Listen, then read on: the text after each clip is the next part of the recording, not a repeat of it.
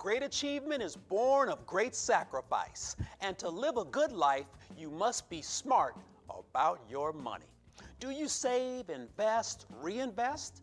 Do you have a dream of owning your own business? Is money a means to an end, or do you just want to make ends meet? Stay right there. I've got the Money Smart guy and friends with me on CounterPoint with Gerard McClendon.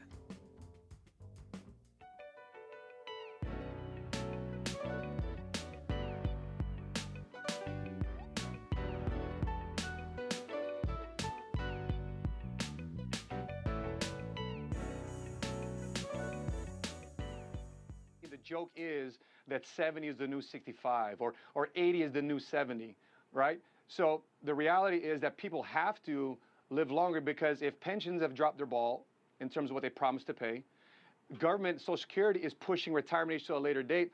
The only reality is two things. Number one, people live longer or they raise taxes. They raise taxes to fix the gaps in the problem in the promise to pay. So two options is either A, you either shrink your dreams in terms of retirement, or B, make more money or find ways to increase your cash flow or to find ways to be more entrepreneurial, ways to be more marketable. Thank you for joining us on CounterPoint. Hey, give me a call at 844-777-9311. You can always tweet me at GerardMC. Send me Facebook comments, Gerard CounterPoint. Joining me at the CounterPoint to talk about money and the courage of business, Matt Sapala, Lizette Garcia, and Rudy Ortiz. Hey, I welcome you guys to the show. Thanks for coming to the CounterPoint. Great to be Thanks here, for having Gerard. us. You know, Matt, in that last clip, man, people, they try to justify working longer, you know, and pretty soon we're going to be at, I'm 100, but 100 is the new 30. I mean, seriously, man. I mean, where is that coming from? I mean, there was a time, Matt Sapala, when people, you know, you get around 60 years old, man, you say, hey, I got my nest egg now, 5 years, I'm going to retire. But what's up with this working forever? Are people not saving their money, Matt? Well, it's a combination of things, a couple of things. Number one, people are realizing at 65, they just pretty much started the second part of their life. And the kids are out of the house. They want to be more active. They want to go out and explore the world. They want to travel. And so retirement is a thing of what we call a myth. Yeah. Because myth is, retirement is not, I'm not going to sit on a couch on the remote for the rest of my life. I want to go out there and be active and do things. And that requires people to still be engaged. And sometimes people find that through a job. People find that through social service. People find it through community work. And in this case, entrepreneurship. So Matt, why is it so important to use your phrase, to be money smart? I mean, people get paid on Friday, and then they pay their bills, and then they spend the rest on Saturday. I mean, why aren't more people money smart, and why is it important to be money smart? I think for the most part, you know, middle America out there, you know, they're not necessarily, you know, spending a lot of things on a lot of unnecessary stuff. Now, of course, there's some things in their expenses they can cut down on. Yeah. But I think overall America is working very, very hard. However, the income that they used to make, and here's the level expense that they used to have, but now that level expense over the last 15, 20 years is right here, and so everybody's living paycheck to paycheck. So that's why the need to work longer to make more money. Let's go to Lizette Garcia. Lizette, I need to hear you and Rudy's story. What's your story, Lizette? Why is being money smart important to you? But let's just hear your story. So my story actually I come from very humble beginnings, from a single mom, and I remember, you know, when I was 5 years old, we had a 2-bedroom apartment, but we're sleeping on the floor. We didn't have any money to make ends meet, and I had to grow up really fast, and I always worried about money. It was always a struggle. At 6, 7, 8 years old, we don't have to be worrying about money. And that's one of the things now that I have my child. He's now 7 years old, and one of the things I said is, you know, if it's meant to be, as Rudy always says, it's going to be up to me, and that's where change needs to happen. We need to take more control, create the freedom in our lives, and just what people do is they work more. Why not just make more? How can you? So you mentioned creating freedom. How did you create this freedom in your own life? Well, my background comes, I was working in car sales. From car sales, I was working at a bank. I also worked at a daycare, and I'm like, I just need to go to school. I need to get good grades. And little did I know, meeting Sheena Sapala, which is Matt's wife, I saw this industry and it just made sense. We're helping people, and we're making good money while we're at it. But man, it's such a blessing. It's such a blessing. That's how I changed that. This is great because I see where the American dream is coming into play here. Rudy, talk to me, man. What's your story, man? My story is, I kind of similar story to Lisette in the sense that I grew up with a single mom. I lost my dad when I was 14, and I seen the direct impact of what that had in our personal finances. My mom had to get a second job to meet the loss of $48,000 a year income from my dad. And that made a tremendous influence and change in my life. I was coming home, I was a latchkey kid. My mom's not there anymore. And I got into a lot of trouble because of that. Yeah. But grew up. Rudy, you used to get in trouble? Oh, I got into a lot of trouble, So we man. call man, it real with a- doubt. Come on, man, with a face like that, you didn't get in any trust me, trouble. that's a whole other segment. But yeah, but that was my background, and kind of grew up looking and searching for ways to find solutions to those problems. And unfortunately, I didn't find them. I went to school, I got a small little education, but even then, nobody was teaching me the rules of the money game and how to create leverage and how to be able to get ahead financially. It wasn't really until my life stumbled literally until Matt, we met in church and we became good friends. We both had an entrepreneurial spirit, and we kind of latched onto each other in that sense. And we started a bromance, and the rest thing is history, Yeah, people keep stumbling into this guy named Matt Sapala. I kind of stumbled into you too a few years ago. Matt, why are people afraid to become entrepreneurs? We got Lisette here, we've got Rudy here. They've taken the leap of faith. When you're on the cliff, you can either be afraid of falling or you can say, hey, I got to grow some wings. Why are people so afraid? I mean, we work for entrepreneurs, right? When we're in W-2 status. Sure. So why is it so hard to say, wait a minute, I know I can get to the 1099. Why is it so difficult? Well, part of entrepreneurship is financial literacy. So through financial literacy, you understand entrepreneurship, and entrepreneurship is not taught in our schools. And so the kids aren't being exposed to it. They're not exposed to it in grade school, middle school, junior high, high school. It's just not being introduced in colleges and universities. And sadly, they're being taught by professors who have not been entrepreneurs. Interesting. So they may have book knowledge. They but may not- have knowledge of theory. They Correct. may know everything there is to know about macro and microeconomics, but if you haven't gone out there, created a product, and sold the product, Right. you basically don't know anything about that process. This is interesting. So where does the fear come from, you think? Does it come from the lack of knowledge? Because Sure. you mentioned the term financial literacy. Sure. This really should be taught to 4- and 5-year-olds, shouldn't it? Absolutely. And because financial literacy is not taught to 4 or 5 years old, they're taught by parents who are also operating in fear. And if they don't have confidence about entrepreneurship, they're not going to be teaching it to the kids. And part of that fear is I don't have enough money, I don't have enough experience. What business do I start? What happens if I fail? The whole aspect of failure for a lot of people is something for them to think about because they just don't want to be in failure. But actually, it's failure that causes entrepreneurs to succeed. Oh, I'm liking this. I'm liking this. Lisette, let's talk about this fear, and we want to get to contribution, accumulation, distribution, and transfer a little bit later. Sure. But how does Lisette Garcia get from realizing that she can be a wage earner for someone else and say, I'm just going to sell my labor and my time, to no, I'm bigger and better than that? How do you cross that hump, Lisette? So I was always different. I'd be at work and I'm like, man, I don't like nobody controlling me, telling me what to do. And I said, I have to change it. I either live my life like this, and I took that leap of faith, and obviously I have great mentors. And one of the things that I realized was I either sink or I swim, and I know my faith is that I'm created for bigger and greater things, and I'm created to create jobs and make other people believe in themselves just like I started believing in myself. So it's just setting that example and just, not being afraid to fail, because at the end of the day, you're going to succeed. Matt, you taught them well. Rudy, there's someone out there right now, man, that's saying, ooh, I'm looking at these three. I'm looking at Matt, Lisette, I'm looking at Rudy. They're looking good. They're sounding good. They're about to go on this amazing tour of the United States on financial literacy. But I don't know if I can quit my job. Should I keep my job and then work at night on my dream? What should I do? What's Rudy's advice for that? That's a great question, Gary. I would say do what both of us did, we all became what we call hybrid entrepreneurs. A hybrid entrepreneur is someone who works a full-time gig or goes to school full-time, or they do something else full-time, but they're working on their plan B on the side, maybe 6, 8, 10, 12 hours a week at their spare time. They fit it into their schedule. The key to that is really just getting surrounded by the right mentorship that's going to hold you accountable, that's going to give you the tools that you need to succeed. Because you got to realize, Gerard, most people don't know how to start a business. So how are they supposed to do that if they don't know what the heck they're supposed to be doing?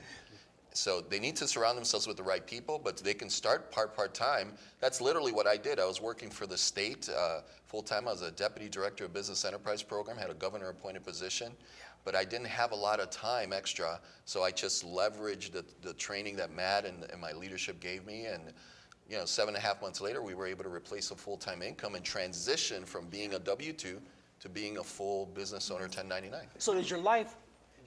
Go ahead. He got laid off and started high-fiving people in the boardroom because he had the financial confidence.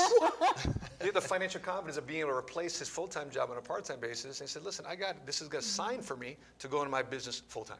Rudy took, so wait a minute, Matt. You're saying that Rudy Yes. looked at layoff as a promotion. Right? Isn't that interesting? Yeah. Now, most people panic, don't they? Right. Yeah, and we know that there are some Asian languages, specifically Mandarin and Cantonese, where problems or challenges are the same word is used for opportunity. And so I think a lot of times that's what you, Lizette, as we close this first segment, let me just ask you this. Did your life change when you understood your worth as a person and your worth as a business owner? How did your life change? Oh man, I have options. I have control, I have freedom. Nobody tells me, you know what, your son is sick, you can't go pick him up. Nobody tells me there's certain things you need to take care of. So a lot of it is control and working for myself. I create my own income.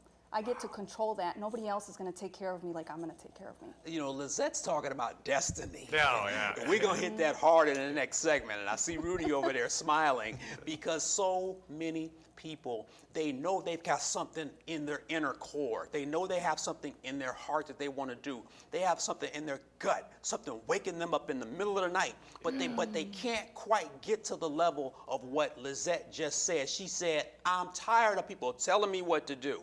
I'm tired of people dictating my children's time and priority. This is big. This is big. You guys gonna hold on with me to the next segment? Oh man, I so appreciate you. Oh, you know what? Tired of your job, not saving enough money? Do you have a business idea? Hey, voice your concerns and we the people. Call me. Send me a text, 844-777-9311. You can tweet me at GerardMC, or you can send Facebook comments to CounterPoint Gerard. We'll be back shortly. Tweet me, post on Instagram, or send me a message on Facebook. Let's start the conversation. Your voice is important on CounterPoint.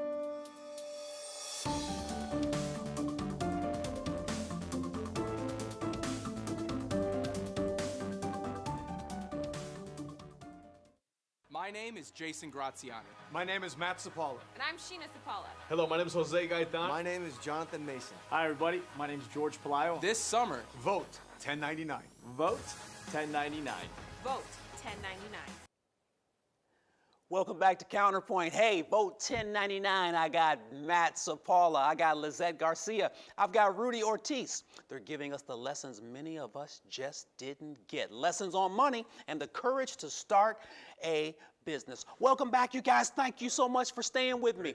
I've got these three important people with me, and you decided to stay for a second segment. Thank you so much. Matt, I'm coming right to you, man. Let's talk about, before we even get into W-2 and 1099, difference between an asset and a liability. So many people out there don't understand the difference. They think they do, but what's the major difference? See, a liability is something that takes money from your checking account. An asset is something that adds money to your checking account, right? The more liabilities we have, the more expenses we have, right? And the less assets we have. So oftentimes we don't invest in more assets. We invest in things, but we don't invest in things that provide us income. And some things aren't necessarily assets, are they? Okay, so a a nice watch, cars, suits, Garrett's Yeah. popcorn. And I that's mean, all good. those are nice things, though, right? Right. Those are great I things. can't have some Jordans or Currys. Come on, man. Especially the Jordans. I'm partial to the Jays. But see, people who are entrepreneurs look at acquiring those things to purchase those things, but they're able to smartly and legally and ethically write them off in their taxes. Employees' W-2s cannot. Ooh, different story Different here. story, So yeah. what you mean we have to go by the book and be legal on write-offs? That is correct. Unless the difference between a 5-year, the difference between a tax write-off and tax avoidance is a 5-year prison sentence, right? Okay, we don't want that. want to do that. We don't want that. You know, on Facebook, Angela Spencer says, I would like to work for myself and build my way up, but it's difficult at times. I've got another Facebook comment here where on LinkedIn, Lisette Guillen says, I'd rather make less money and work for myself. So let's move into the difference between a W-2 and a 1099. Can a person really go from a W-2, Lisette, to a 1099? Absolutely. I mean, I did it myself. I think a lot of people, just like I did, I thought in order to start a business, and a lot of people think this, in order to start a business, I need $100,000, I need so much capital. And reality is, it doesn't take that much to start a business. It actually took me nothing. I just had the right mentors.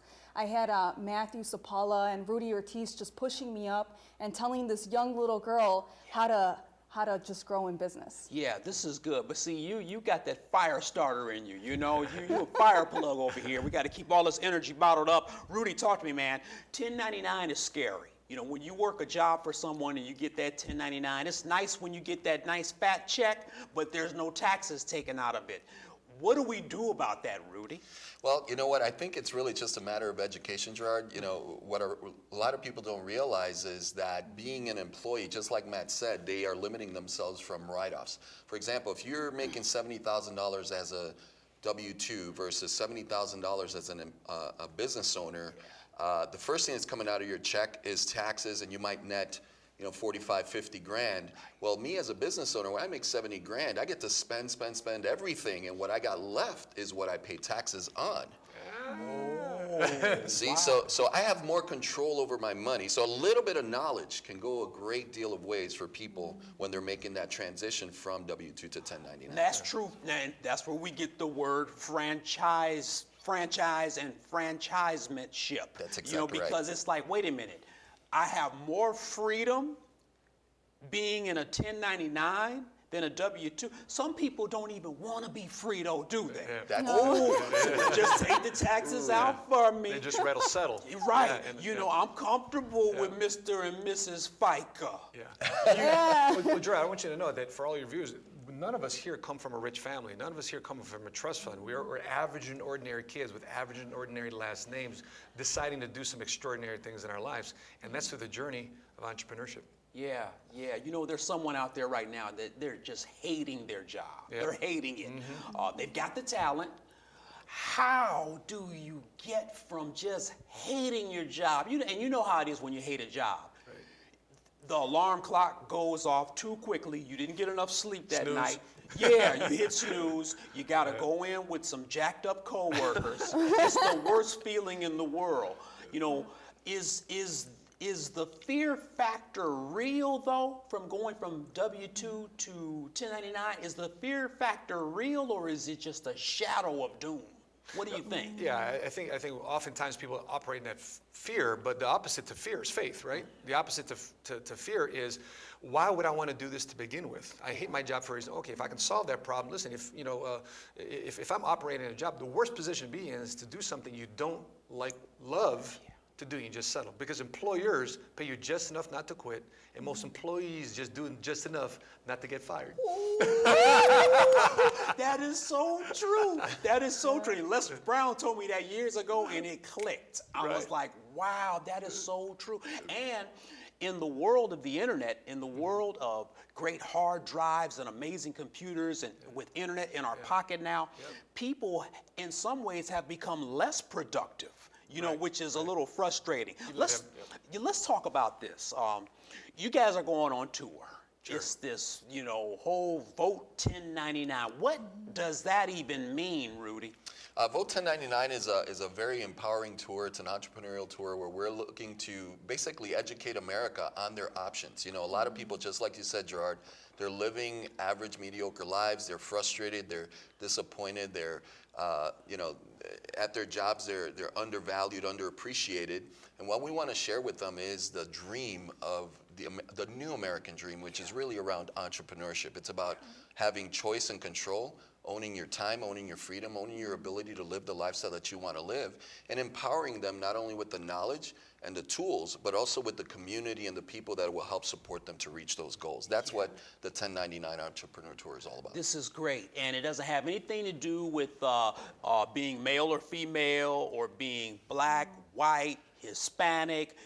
Everyone can be involved in 1099, Lizette? Absolutely, and when man, you chose the person, because this is actually a male-dominated industry. But when it comes to our company, we actually are over 50% women. We're strong. We're very strong. We're able to hold it down, and we're able to thrive and succeed. And there's so much that we can do. So when it comes to that, we embrace and we bring. Yeah, you know what? It's okay to be a business owner. It's actually wonderful for women to just step up and.